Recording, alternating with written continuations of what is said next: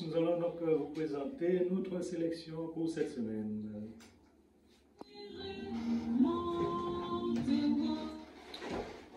Nous vous proposons le détournement des dossiers des victimes, un nouveau scandale dans le scandale de l'empoisonnement au chlordécone. Manifestation de soutien à la cause kanak. Et puis la péchotine, une micro-crèche longtemps attendue pour enfin s'éclairer.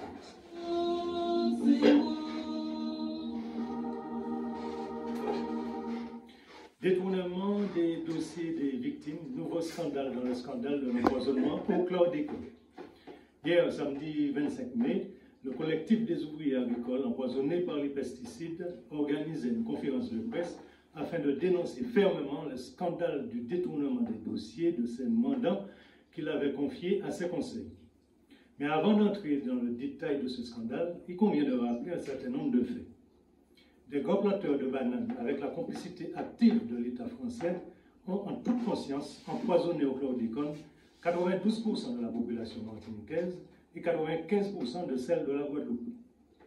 Les toutes premières victimes de ce crime d'empoisonnement, celles qui étaient en première ligne, ce sont bien les milliers d'ouvriers et ouvrières agricoles et leurs enfants et les petits planteurs à qui il était fait obligation de devoir répandre des produits toxiques sous peine de répression économique.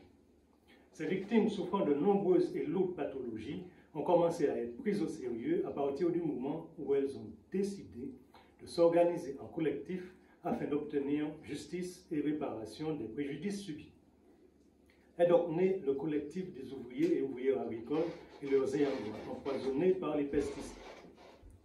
Très vite, il s'est agi de défendre les intérêts de toute la population martiniquaise empoisonnée.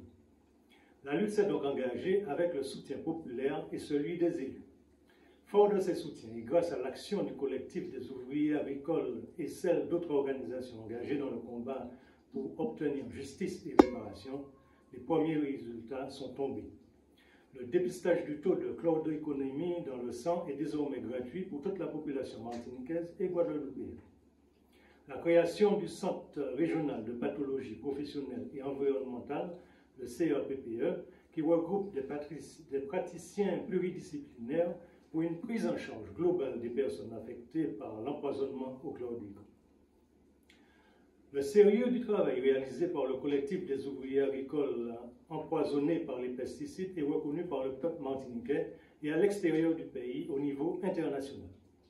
Conscient que ce travail abattu par le collectif mène inexorablement à de justes réparations, le pouvoir français n'a pas hésité à manœuvrer et à mettre en place des stratégies afin de le saborder.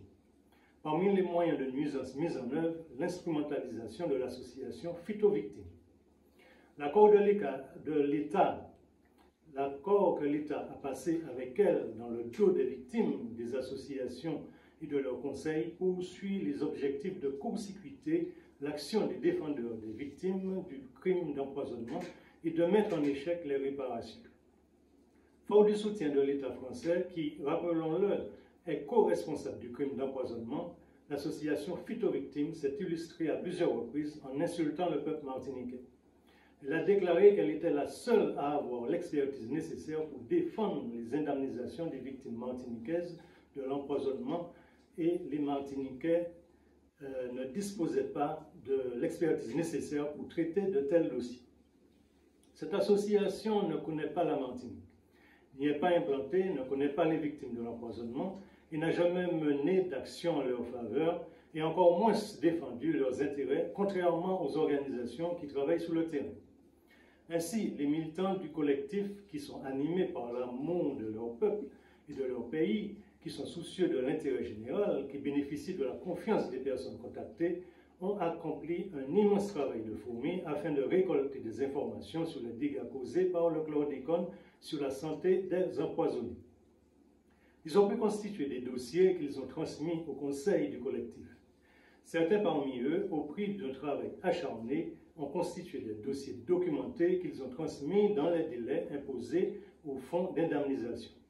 Ces dossiers n'ont pas fait l'objet d'accusés de réception de la part de ce fonds d'indemnisation. Cependant, tous ces dossiers adressés au fonds d'indemnisation se sont retrouvés chez Phyto Victimes. Aucun retour n'a été fait aux avocats, ni par le fonds d'indemnisation, ni par Phyto Victimes. Ce détournement de dossier, pour le moins illégal, soulève plusieurs questions. Celle du droit des victimes du crime à choisir ceux qui devront défendre ses intérêts. Celle du droit à la réparation du crime. Celle de la protection des données confidentielles qui ont été confiées. Celle du détournement de clientèle. Celle du droit à la propriété intellectuelle. Les avocats des victimes ont travaillé les dossiers de leurs clients et ont réalisé une production intellectuelle. Phyto Victimes, qui n'a pas travaillé, s'en approprie, s'accapare de tout le travail effectué par le collectif, et ceci sans vergogne, sans aucun scrupule. Et le pire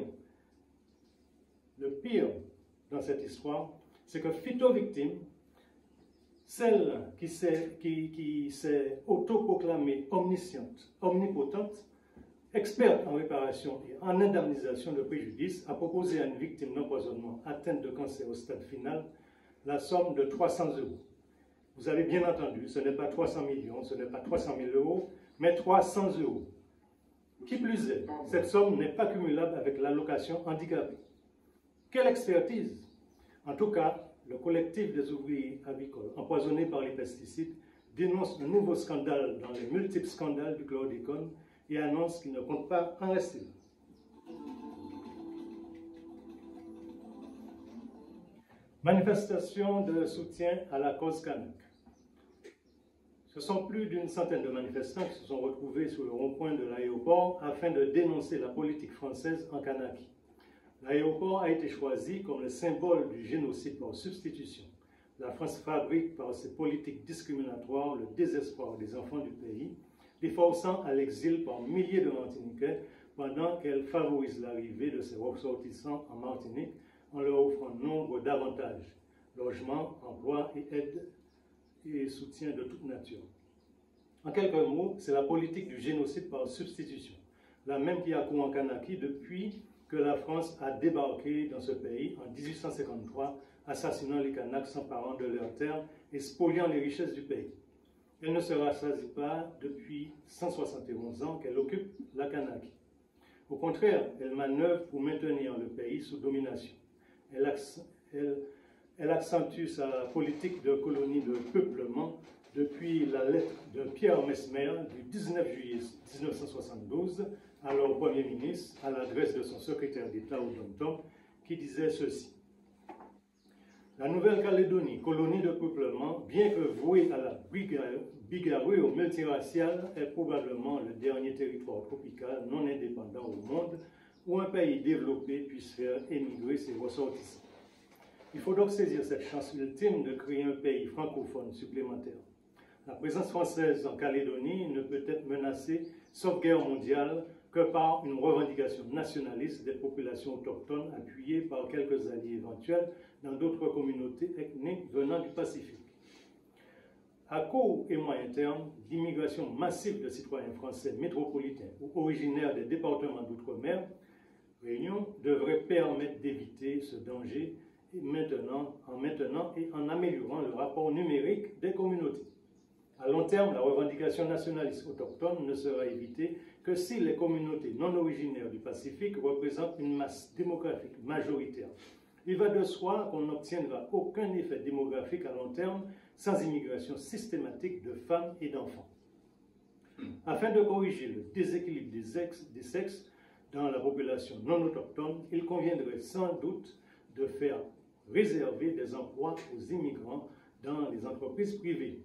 Le principe idéal serait que tout emploi pouvant être occupé par une femme soit réservé aux femmes, secrétariat, commerce, mécanographie. Sans qu'il soit besoin de texte, l'administration peut y veiller. Les conditions sont réunies pour que la Calédonie soit dans 20 ans un petit territoire français prospère comparable au Luxembourg et représentant évidemment dans le vide du Pacifique bien plus que le Luxembourg en Europe. Le succès de cette entreprise indispensable au maintien des positions françaises à l'est de Suez dépend entre autres conditions de notre aptitude à réussir enfin, après tant d'échecs dans notre histoire, une opération de peuplement outre-mer.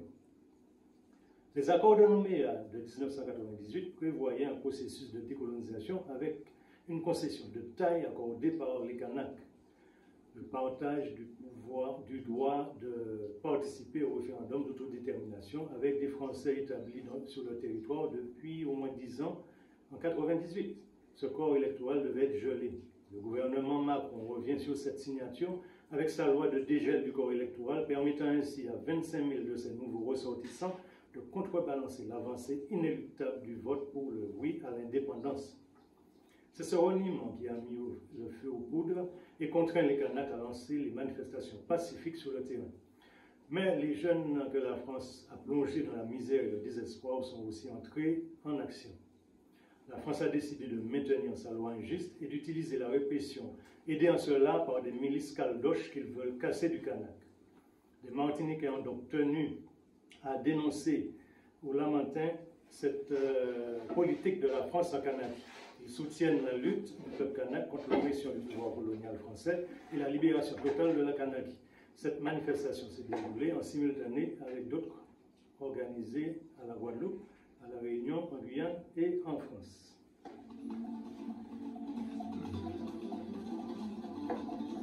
La Préchotine, une microcrèche longtemps attendue, ouvre enfin ses portes. Cela n'a pas été sans mal. Porté par les dirigeants de Crescendo, la Préchotine, un projet de micro-crèche installé dans la commune du Bréchard, a rencontré nombre d'embûches avant de pouvoir ouvrir ses portes. La commission de sécurité, suite à sa visite, avait autorisé son ouverture depuis le 22 septembre 2023. Les 10 places de la structure avaient déjà été attribuées aux familles. Tout semblait aller pour le mieux et les dirigeants espéraient ouvrir rapidement. C'était sans compter les tracasseries administratives de la protection maternelle et infantile, considérées à l'époque par les dirigeants comme des abus de pouvoir qui compromettaient l'existence même de la structure. Effectivement, l'arrêté d'ouverture n'ayant pas été pris, ils ne pouvaient obtenir ni les subventions prévues pour ce type d'investissement, ni bénéficier du remboursement de la caisse d'allocation familiale. Ils avaient été contraints de rompre les périodes d'essai des salariés. Ces difficultés font désormais partie du passé et la Préchotine a reçu un nombre de demandes d'inscription qui va bien au-delà de sa capacité actuelle. Cet outil d'éveil, de stimulation et de socialisation des enfants a été inauguré la semaine dernière.